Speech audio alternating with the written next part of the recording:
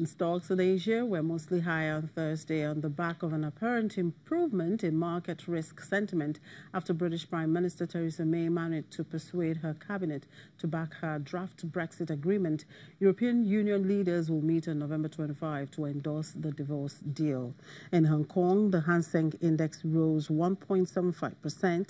The mainland China markets, which have been closely watched as a result of Beijing's ongoing trade spat with Washington, saw gains. The Shanghai Composite advanced 1.36% and the Shenzhen Composite gained 1.454%.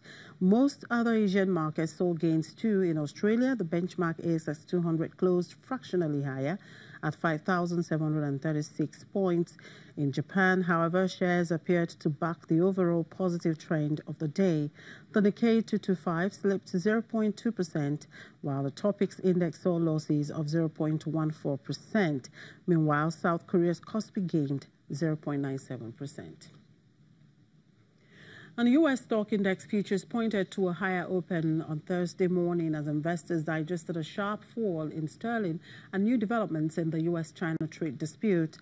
At around 6 a.m. Eastern Time, Dow futures were up 50 points, implying a higher open of 24 points. Nasdaq and S&P 500 futures were also pointing to a higher open. Meanwhile, U.S. investors will be keeping a close watch on a slew of economic data expected on Thursday at 8:30 a.m. Eastern Time. Weekly jobless claims numbers are expected, followed by retail sales and a Philly Fed manufacturing survey at the same time. On the earnings front, Walmart, JCPenney, and Manchester United are due to report before the bell, while Vadia and Nordstrom are expected to report after the bell. Investors will also be watching a speech by Federal Reserve Chairman Jerome Powell at 11 a.m. Eastern Time in Texas, followed by Minneapolis Federal Reserve Bank President Neil Kashkari at 3 p.m. Eastern Time. And away from the markets back here in Africa, MTN Rwanda is close to sealing a deal for a 50 billion francs syndicated loan to be used to modernize its network. The company's chief financial officer, Diatel Zondo, disputed reports that the company is considering a share sale, adding that the plan is to raise funds from 8 local banks. The company, which had close to 4.5 million subscribers in September, is owned by South Africa's MTN Group and Crystal Telecoms, a local company. And Vodacom Tanzania shareholders have approved the sale of a 26% stake owned by Mirembe Holdings Limited to South Africa's Vodacom Group. Shareholders approved the transaction during an extraordinary annual general meeting in Tanzania's commercial capital, Dar es Salaam. Mirembe Holdings is the investment vehicle of Tanzanian business tycoon Rostam Aziz.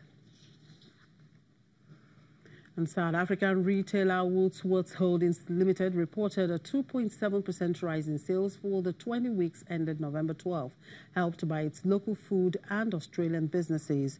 Food sales climbed 7.2% from a year earlier, with volume driven by low inflation and aggressive promotion.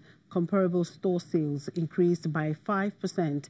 Sales at the local fashion, beauty and home business, which has been under pressure recently from constrained economic conditions, declined by 3.3%. Woolworths said earnings per share is expected to be more than 100% higher in the 26 weeks ending December 23, compared with a loss of 505.9 cents in the same period last year, in the absence of a once-off hefty impairment of the carrying value of David Jones.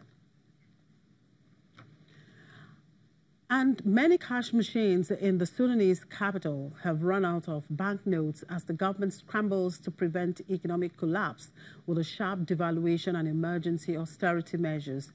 Rising demand for cash due to inflation, lack of trust in the banking system, and the central bank's policy of restricting the money supply to protect the Sudanese pound have all contributed to a liquidity crunch that has worsened in the past 10 days, pending new banknotes deliveries. Let's watch this. The banknote shortage comes 1 month after authorities let the value of the pound slide from £29 to the dollar to £47.5 and announced measures to tighten spending. Sudan has suffered from a lack of foreign currency since losing 3/4 of its output of oil when the south of the country ceded in 2011. The lifting of 2 decades of U.S. sanctions in October 2017 did not bring a hoped-for reprieve. We are suffering a lot. We went to the ATMs and there is no cash. We were standing in queues for so long that people started fighting each other. We want cash so that we can get on our lives. We are suffering and tired of standing in the queues, and we can't even withdraw from the ATM card due to poor network and high demand. Rampant inflation, strict withdrawal limits and a currency crisis had already placed Sudan's economy in deep trouble before the latest liquidity crisis. There should be a plan to rebuild confidence in the banking system, to enable people to withdraw and deposit and a return to normalcy. If the government feels like most of the cash is out of the banking system, then it might plan to change the currency to control the cash in the hands of the public and return it to the banking system. President Omar al-Bashir, who seized power in a coup in 1989 and whose ruling party has said it would nominate him to run for re-election in 2020, has taken a series of steps to address the economic crisis in recent weeks.